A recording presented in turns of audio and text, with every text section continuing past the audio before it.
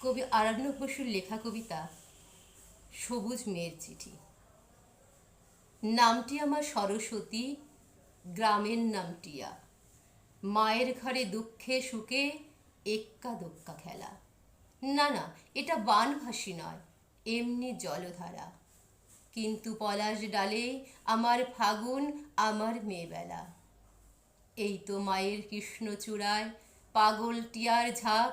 এই তো আমার নদীর ধারে ফুল ফোটানো জমি।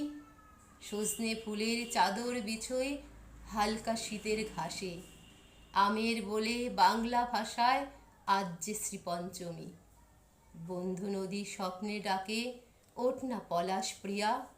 মা আর তোর শান্ত ঘরে দেবীর আবাহনে গীতাঞ্জলি হারমোনিয়াম, আকাশ ভরা গানে।